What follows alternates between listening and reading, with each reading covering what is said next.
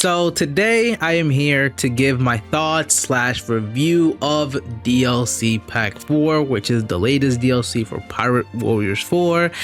And yeah, and after this video, we are moving on to DLC Pack 5 because I do have a video on that. It should be coming within a couple of days. Within like 2 days, the DLC Pack 5 video will be coming. And yeah, also let me know if you guys have this DLC. Let me know, how do you guys feel about this DLC pack? Did you guys love this DLC pack? Did you hate it? Do you have mixed feelings about it? All that stuff, let me know down below. Also, be sure to subscribe, turn on notifications so you guys are notified when I drop news regarding Pirate Warriors 4's DLC, because I cover all news about One Piece games on this channel, so be sure you guys are here. So yeah, without further ado, let's just get straight into it. How I feel about this DLC, I honestly love it. This DLC, in my opinion, is the best DLC I have played of Pirate Warriors 4. I loved every second of this DLC. This DLC was genuinely just pure hype. Like, this DLC alone was able to bring back this game from, I guess, the dead, because this game hasn't gotten, any DLC until now after 3 years, and this DLC was able to bring that game alive and had everybody hyped for it and all that. So yeah, man, like, this DLC was genuinely hype. And if you're somebody who's debating if they should buy DLC Pack 4, go for it. The answer is yes, this DLC is worth it in my opinion. It's so fun. If you're somebody that actually hated this DLC pack, let me know why. I'm actually curious. But so far, from everybody I have been, talking to, or I've been seeing on YouTube and all that, they've all been enjoying it. So it's amazing. So it's amazing that everybody's enjoying this pack. So I love all 3 of these characters that we got in DLC Pack 4. I think my most played character in this pack is Luffy. Luffy was the main character I was more excited for out of the 2. And for those of you that don't know, my main character like to play heavily in Pirate Warriors 4 is Luffy. As of right now, Luffy is my most played character in Pirate Warriors 4. I think I have a total of almost 350 times I have used Luffy, and that's just increasing more because of Gear 5th. And yeah, like, this guy is my favorite character right now. I don't think he will ever be replaced. Like, any mission I do, anything, I use Gear 5th because A, he's fun, and 2, he is broken. Like, this character is broken. But keep in mind, to make Gear 5th Luffy broken, you have to have the Yamato's Adventure DLC, because to make him broken, you need those newer skills that can only be obtained if you buy the Yamato's Adventure DLC. Don't get me wrong, the other characters are good as well. Like, we have Hybrid Kaido, which in my opinion, he's a good damage dealer, and we also have Yamato. Like, they're all good characters. But by the end of the day, we all have that one character that we all just fuck with the most, and for me it's Luffy. I know this Luffy had his problems in the beginning because of his moveset, because he was just a copy and paste from the base Luffy that we already have in the game and all that.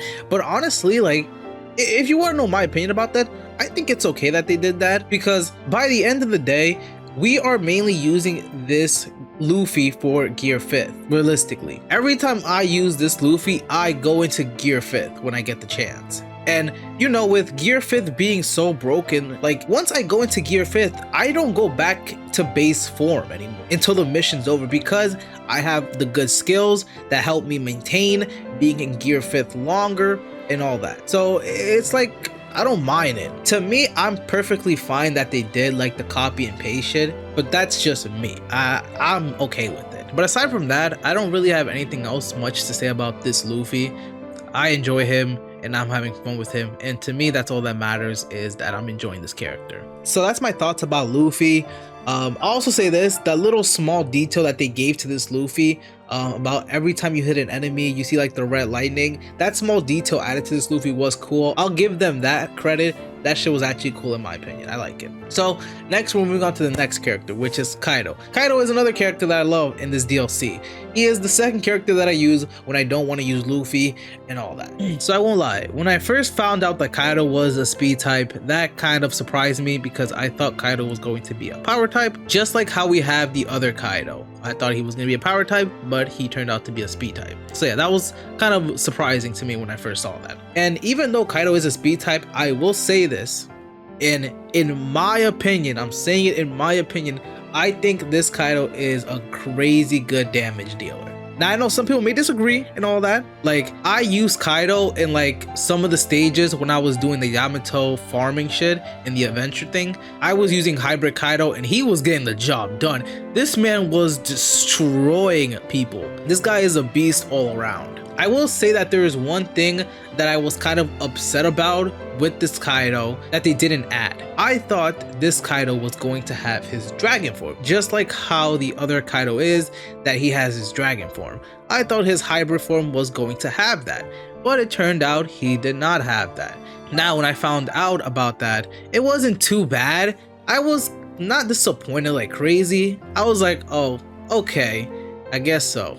Honestly, that was my reaction to when I found out that he did not have his dragon form.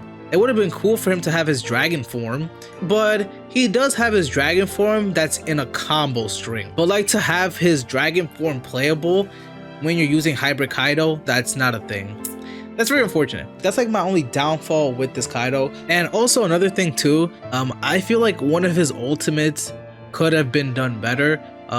What's that ultimate called? It's called Destroyer of Death Thunder. I think that's the name. I don't remember exactly. I put the move on the screen plus the name of the move, and yeah, I feel like this move could have been done better.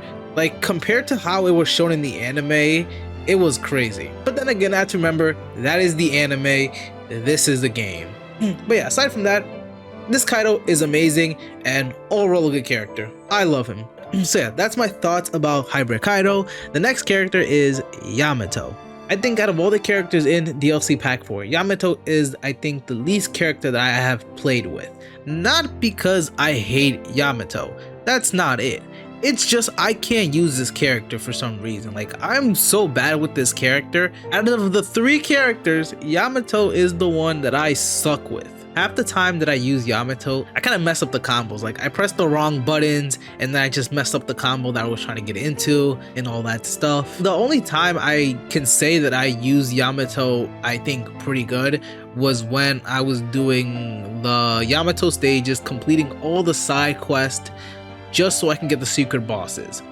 That was the only time where I felt like I was using Yamato good. Probably I just have to play with Yamato more, that's most likely the case. I will say this, I do like playing with Yamato when I go into the beast form. Yamato is so fast in her beast form, it's actually nutty. The only thing I would say that I'm kind of disappointed with Yamato when you transform and go into the beast form is that Yamato doesn't have air combo.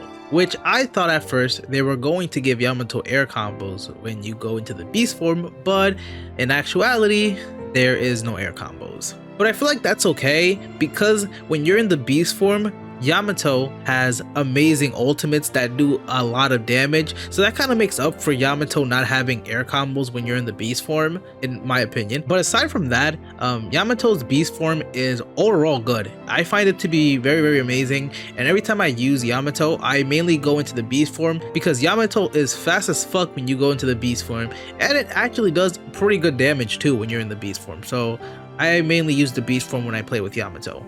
But don't get me wrong, the base form Yamato is also good. It's not like the base form Yamato is trash or anything. No, it's not. I just prefer to use the beast form because it's funner for me personally. Also, let me know, are you guys the same way with Yamato? When you play as Yamato, do you guys use Yamato's beast form more, or do you guys play with Yamato in the base form more? Let me know in the comments. Also, another thing to keep in mind is that base Yamato is a power type, so Yamato is doing crazy damage because power types in Power Warriors 4 do insane damage. So yeah, keep that in mind. And yeah, so with that being said, that kind of wraps up my thoughts about each character and my honest review.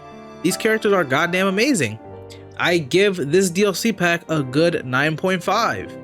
It's really good in my opinion, and I hope that the next DLC pack that we get, which is DLC pack 5, I hope that DLC gets the exact same hype and all that as DLC pack 4 got, but we honestly just have to wait and see. So yeah, with that being said, that's pretty much it. Thank you guys for watching. I'll catch you guys in the next one. Peace and enjoy the rest of your day, and let me know what you guys think about DLC pack 4 now that you guys have played it and got it and all that good stuff. And peace.